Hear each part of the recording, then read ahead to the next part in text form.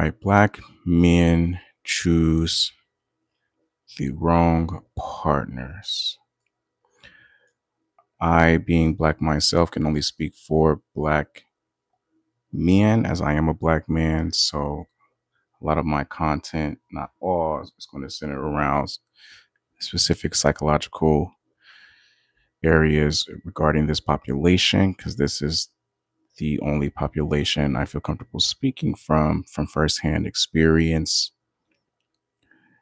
And it's so important for us as Black men to heal areas of our identity, which in large part is co created by our caregivers, our childhood upbringing, specifically areas where there has been inconsistency to our needs being met. Whenever there's an inconsistency around a need of care, attention being provided for, love, we tend to fill in those gaps with thoughts like, I am not good enough, I am not cared for, I am not worthy, etc. And from there, that space becomes the platform for our romantic relationships, intimate relationships, acquaintances tend to carry the flavor of this space.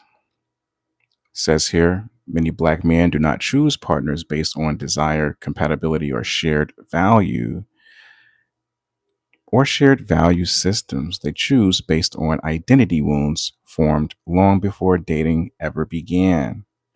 When a child's emotional needs are met inconsistently, especially by caregivers who are overwhelmed, absent, harsh, or unpredictable, the child doesn't just feel hurt. He draws conclusions about who he is and what he's allowed to receive. Those conclusions harden into identity. Again, areas where parents may have fell short due to overworking, being a little bit misattuned to their child, to their young Black man growing up in their household based off of their different struggles tends to be gaps where our mind fills in these conclusions. Gaps in your needs become gaps where conclusions are drawn, all right? Those conclusions harden into identity. When love arrives inconsistently, the nervous system learns that affection must be earned, chased, tolerated, or endured. Needs don't feel like rights, they feel like liabilities. When a parent is not consistently meeting the needs of their younger Black teenager, their young Black child, a young man, that teaches that young man that my needs are not inherently right.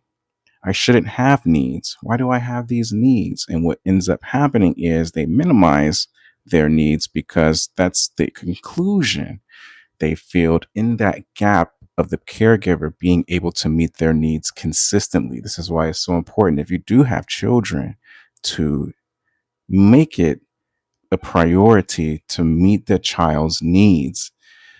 Parents can only do their best, but be mindful that in those areas or those gaps where you can't meet those needs consistently, that child is going to draw conclusions. I am not worthy of my needs being met. My needs don't matter. And your emotions are born out of your needs. So when you don't know the value of your needs and what your needs are as a Black man, you tend to minimize the value of emotion and emotional expression, not only in yourself, but in other people. It says here, when love arrives inconsistently, the nervous system learns that affection must be earned, chased, tolerated, or endured. Needs don't need to feel like rights, and needs don't feel like rights. It's what they tell themselves. They're more like liabilities. Over time, this creates an internal narrative where longing is normal, but fulfillment feels foreign. So it creates this sort of reverse psychology when the needs are not consistently met from the caregivers or they're taught that their needs are not of any value. Now they get into this orientation of I have to find someone, I have to chase after someone to get these needs met. I have to go out looking, I have to go out searching. And it even kind of damages the adults, the young Black man's sense of agency to meet their own needs in some ways. It says over time, this creates an internal narrative where longing is normal, but fulfillment feels foreign. The boy grows into a man who doesn't ask, doesn't expect, and doesn't trust consistency, even when it is offered. So women who could be consistent, women who are emotionally intelligent, who are attuned to meeting needs, you're looking at yourself as a black man like, I'm disqualified for that. I'm not worthy of getting a woman that can consistently meet my needs or who can consistently care for me and attune for me because of a lot of that early identity formation stuff that was put into you. So again, the boy grows into a man who doesn't ask, doesn't expect, and doesn't trust consistency even when it is offered. For Black men, these wounds are compounded by racialized messaging that subtly or overtly communicates disqualification, that high quality love, peace, and emotional safety in choice are for other men. When identity absorbs both early emotional deprivation and social devaluation, relationships become reenactments, not because the man wants pain, but because pain feels familiar, believable, and aligned with who he believes he is. Every relationship that we are in as an adult is just a rehearsing of the connection or consistency of our needs being met as children. If you see a man in a successful marriage, in a relationship, his woman is attuned, he's attuned, that is usually a mirror of how he grew up or how he was raised. If he's in a relationship where it's unhealthy, he's chasing the girl's chasing him, and it's really inconsistent, it's toxic, that was the lesson that he was taught growing up. 7 unhealthy identity conclusions and how they shape a partner choice. 1, we start telling ourselves, I'm not enough as Black men. When a boy's emotional needs are met inconsistently, he learns that love appears only when he performs correctly or suppresses himself. Over time, he internalizes the belief that something about him is fundamentally lacking. This isn't a thought that he debates, it's an assumption that he lives from. In dating, this identity gravitates towards partners who reinforce inadequacy. He may pursue emotionally unavailable women. Guys, I know you tell yourself, women are so emotionally intelligent. Women are so better emotional than me. But there are some emotionally unavailable women out here. Don't fool yourself into thinking that since all women are emotional, just because you're interested in her and you got this thing for her that she's going to be so attuned. That's not how it works. You do have emotionally unavailable women. It's not popular. It's not something that's talked about, but it is a reality that exists.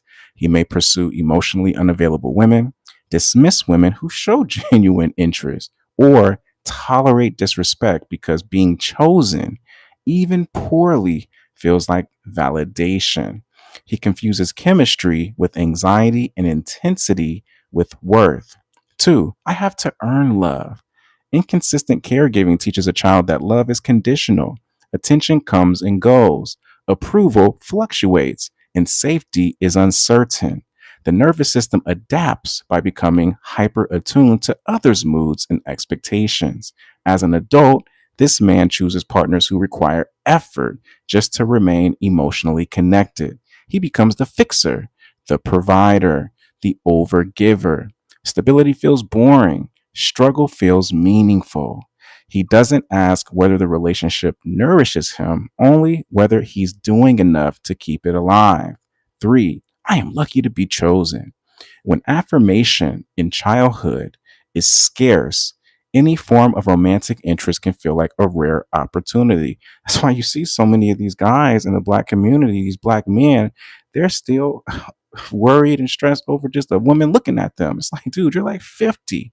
You should be focusing on other values and other goals and aspirations in your life. Dudes are still chasing tail, man. Like, it's like almost like just this big, like I look at ISO Speed in some of his videos. Salute to ISO Speed. A lot of his content is him chasing after women or women chasing after him, and he's like, oh man, should I go Riz? Should I go Riz? And he's young, so that's the age where this sort of thing happens, no doubt. But you have a lot of younger dudes that are his age that are not worrying about tail like that, especially at his status. If it comes, it comes. If not, it's whatever. But it's become so normalized in the Black community where you know chasing tail or rizzing this beautiful girl. It just becomes like a trademark in our community. So it says here this identity conclusion turns choice into gratitude rather than discernment. In dating, this shows up as settling. He overlooks misalignment, red flags, or incompatibility because the relationship itself feels like proof of worth. The fear isn't losing the partner, it's returning to invisibility. As a result, he stays too long and leaves too late. 4, high quality women aren't for men like me. When racial narratives intersect with early rejection, identity absorbs hierarchy. Without consciously believing it, the man internalizes a sense of ineligibility, especially for emotionally healthy, stable, or accomplished women. This manifests as self sabotage. He may avoid approaching women that he admires, pre reject himself, or unconsciously choose partners who confirm his belief that this level of love is out of reach. It isn't a lack of confidence, it's learned exclusion. 5, conflict means I'm about to be abandoned. In homes where emotional rupture wasn't repaired, conflict felt dangerous. Disconnection lingered. Silence replaced reassurance. In relationships, this man either avoids conflict entirely or overreacts to it. He may choose partners who are volatile because chaos feels familiar, or partners who dominate because submission feels safer than loss. The relationship becomes about survival, not intimacy. 6, my needs are too much. When caregivers were overwhelmed or dismissive, a child learns to minimize himself. Needs become burdens. Expression becomes risk. As an adult, this man chooses partners who don't ask much of him emotionally because he doesn't ask much of them either. He may tolerate emotional neglect while telling himself he's low maintenance. In reality, he's abandoned himself long before the partner does. And last, love means endurance. When love and pain arrive together early in life, they become fused. Struggle becomes proof that they're committed.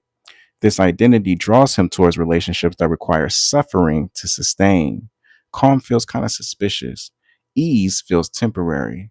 He stays in these toxic dynamics that drain him because leaving feels like failure, not wisdom. The relationship mirrors his earliest lesson. Love hurts and you survive it. Okay. This I am not good enough thought that we use to kind of squeeze into those gaps of inconsistent needs being met in our childhood. How could this spill over into our adulthood? Well, your identity shrinks the pool before your choice begins. When a man carries the belief, I am not good enough, his identity silently filters out healthy partners before attraction or pursuit even happen. Women who are emotionally stable, secure, consistent, or high value don't feel available to him internally. He doesn't think she wouldn't want me. He feels it as a truth. As a result, he either avoids approaching these women, assumes rejection in advance, or disqualifies himself without evidence. Choice is already compromised because identity decides what feels possible. The nervous system prefers what it recognizes. For someone shaped by inconsistency or unconditional or conditional love, instability feels normal while stability feels suspicious. This belief, I am not good enough, pairs with this is what I deserve. Unhealthy partners, emotionally unavailable, critical, or unpredictable, match that internal narrative. The relationship feels intense, charged, and real, not because it's healthy, but because it mirrors the man's internal self image. When self worth is fractured, dating becomes a subconscious attempt to prove his worth, not build connection. The question shifts from, is this a good person for me? To, can I be chosen? This leads to over investing, tolerating disrespect from women, ignoring red flags, and staying longer than is necessary.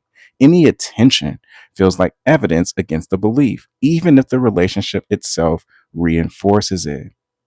Leaving feels like confirmation of worthlessness. Ending an unhealthy relationship would require believing I deserve better. For someone fused to I am not good enough, leaving feels more threatening than staying.